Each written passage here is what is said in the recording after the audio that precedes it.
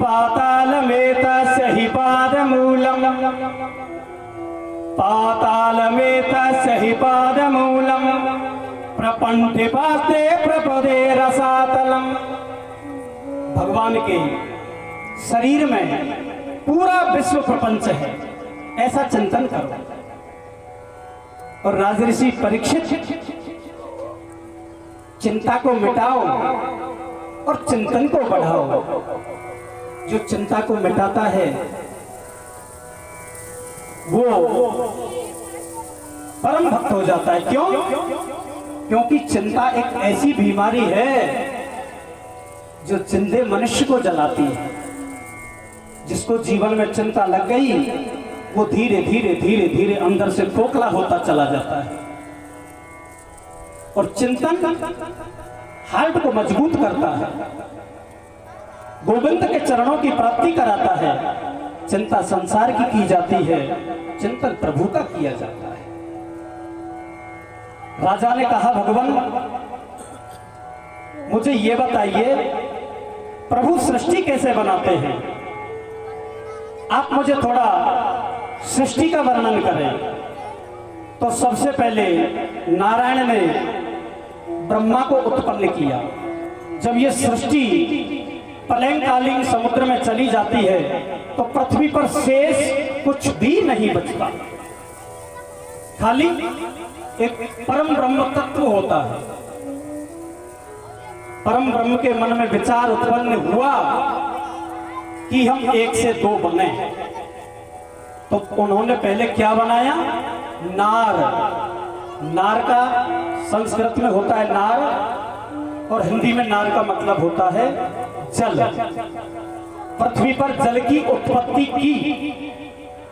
जैसे ही जल की उत्पत्ति की तो उस जल में भगवान ने अपना अयन बनाया। अयन, अयन कहते हैं मकान को। मकान शेष की सैया, शेष के रूप में भगवान ने अपना मकान बनाया। तो उनका नाम हो गया नारायण। जल में अयन करने वाले भगवान का नाम हो गया नारायण। अब तो नारायण के नाभि कमल से एक कमल निकला और उस कमल के ऊपर ब्रह्मा जी उत्पन्न हुए और ब्रह्मा जी के चार मुख हो गए। ब्रह्मा जी को चारों दिशाओं में देखने की आवश्यकता नहीं, वो एक जगह बिना सिर हिलाए चारों तरफ देख सकते हैं। चार सिर हो गए। लेकिन ब्रह्मा जी उस कमल नाल में आते हैं और जाते हैं, आते हैं और जाते हैं, जिनका नाम हो गया विधाता। लेकिन विधाता को यही पता नहीं मैं आया कहां से। जो भगवान ने अपने नाभि से कमल नाल निकाली, बस उसमें ही घूमते रहे। लेकिन भगवान ने उनको एक शब्द स्पर्श कराया।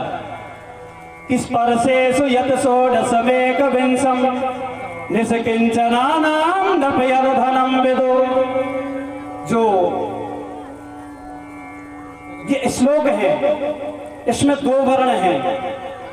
16वां अक्षर है ता और 21वां है पे। तो ब्रह्मा जी को तप सुनाई दिया, तप करो, तप करो, तप करो। तो ब्रह्मा जी ने तप करना प्रारंभ कर दिया। जैसे ब्रह्मा जी ने तप किया तो धीरे धीरे धीरे धीरे ब्रह्मा जी को नारायण ने दर्शन दिया और ब्रह्मा जी का नाम रख दिया विधाता। आज से तुम्हारा नाम विधाता है, क्योंकि तुम्हें सृष्टि की उत्पत्ति करनी है। अब यहां तक तो मैंने किया, अब आपको करनी है। और ब्रह्मा जी को जो 4 श्लोकों वाली भागवत है उसको नारायण भगवान ने प्रदान कर दिया।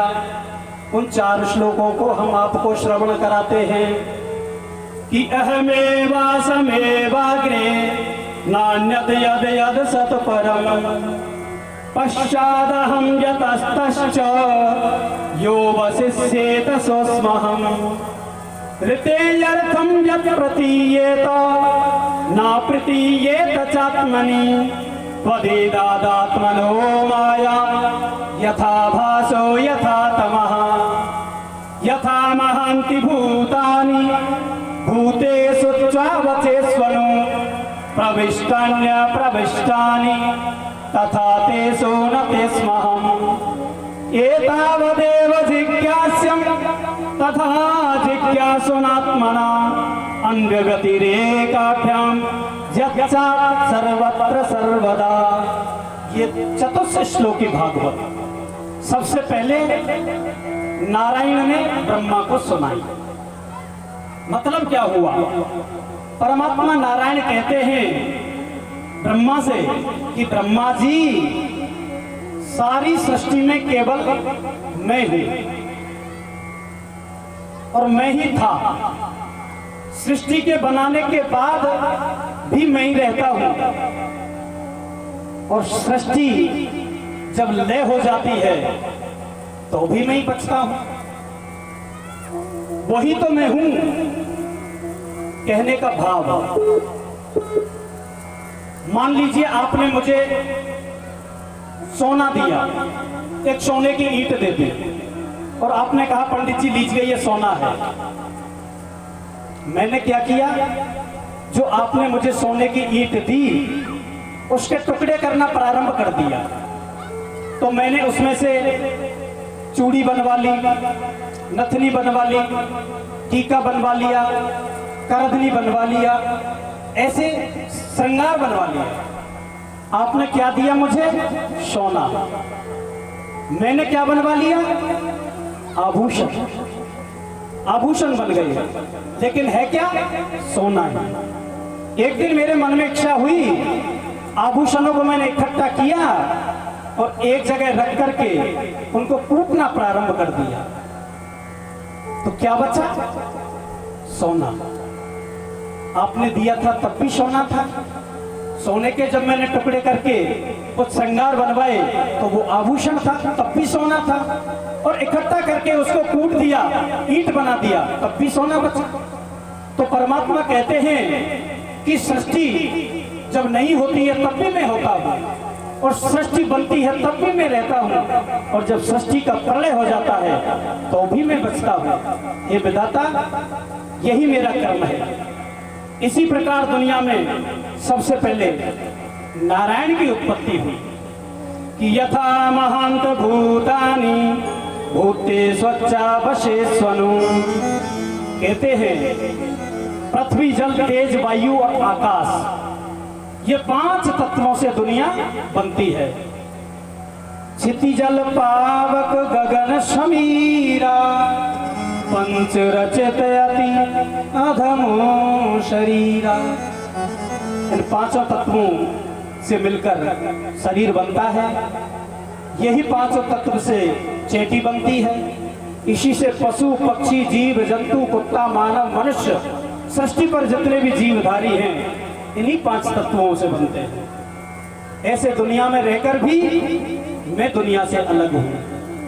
भगवान ने कहा विधाता, अब मैंने तुमको उपदेश दिया, अब तुम